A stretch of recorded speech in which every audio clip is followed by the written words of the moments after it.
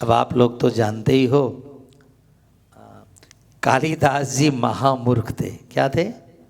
मूर्ख नहीं, महामूर्ख। कालिदास का नाम याद ही कहानी आ जाती है ना आपके सामने। जिस डाल पर बैठा था उसी डाल को काट रहा था। क्यों काट रहा था?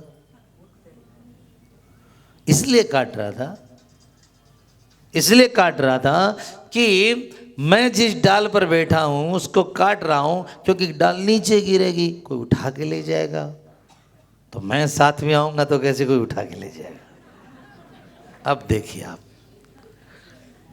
हाँ, कालिदास पर सब लोगों को हंसी आ रही कि जिस डाल पर बैठा था उस डाल को। क्या आप लोग कालिदास नहीं हैं? क्या अपनी उम्र को काट नहीं रहे आप भी तो उम्र की डाली पर बैठे हो। 100 वर्ष की एक डाल मिली है, उसको काट नहीं रहे हो। मदिरा पी के, जर्दा खा के, वो खा के, ये खा के, वो खा के।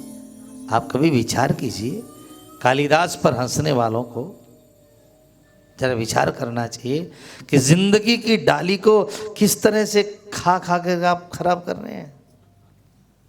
कालिदास पर मत, पहले अपने आप को देखिए, क्या हम तो अपनी जिंदगी की डाल नहीं काट रहे हैं?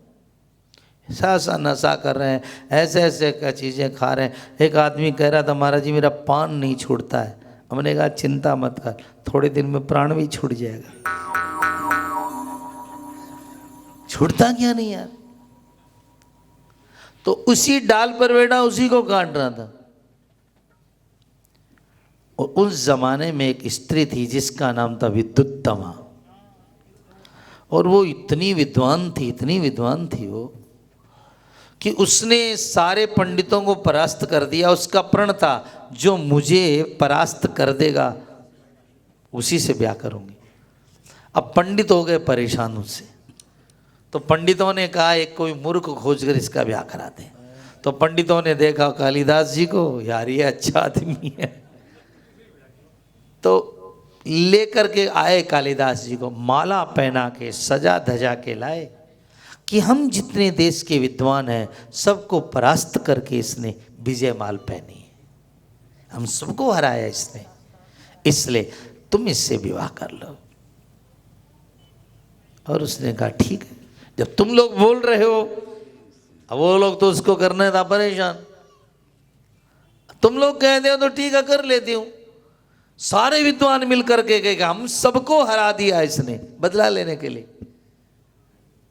और महाराज वो सामने गए तो फिर तो आपको पता है एक अस्यद्वे, हाँ, उसने एक अंगुली की, ब्रह्म एक है, तो उसने देखा एक आंख फोड़ेगा मेरी, उसने 2 दिखाई। उसने कहा पंच तत्व से संसार बना, उसने तो अब तो जान गई है महामूर्ख है। और उसने वहां से धक्का मार के निकालते समय केवल एक बात कही, यदि तेरे में थोड़ी सी भी इंसानियत, इज्जत है, कहीं भी तेरे में कुछ छुपा है, तो फिर मुझको विद्वान बने बिना मुंह मत दिखाना। अब वो जाकर के इतना अपमान हुआ, धक्के मार के निकाल दिया उसके। क्या तो सजा धजा के ले गए थे, कपड़े पहना के उसको।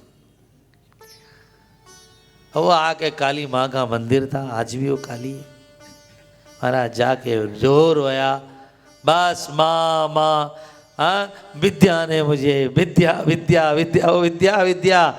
और माँ भगवती की नजर पड़ गई। हाँ महाराज, कोई भी आदमी 40 साल पार करने के बाद में विद्वान बना है तो उसका नाम कालिदास है। 40 साल तक जो पढ़ा नहीं हो जो व्यक्ति, 40 साल की उम्र तक जो पढ़ा नहीं है साहब,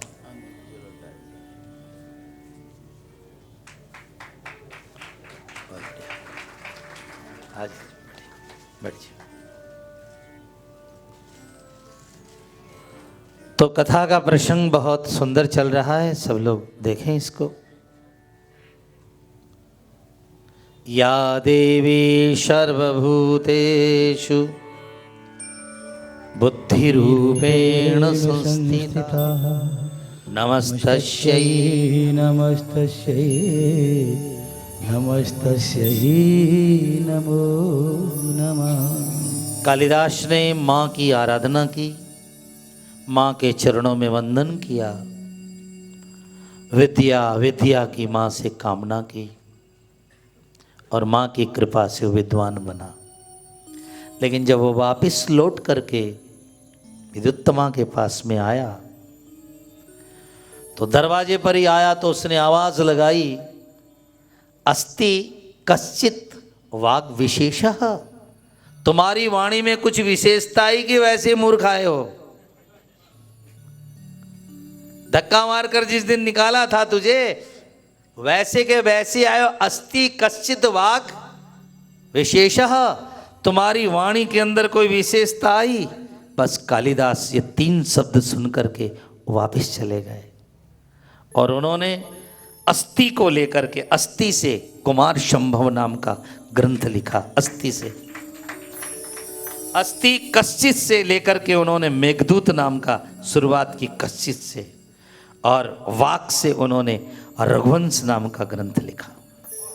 वाक, वागीस्सा प्रपत्तये, तो वाक शब्द से उन्होंने रघुवंश का जन्म दिया। तो साहब जब माँ की कृपा हो जाती है तो फिर विद्या नृत्य करती है साहब।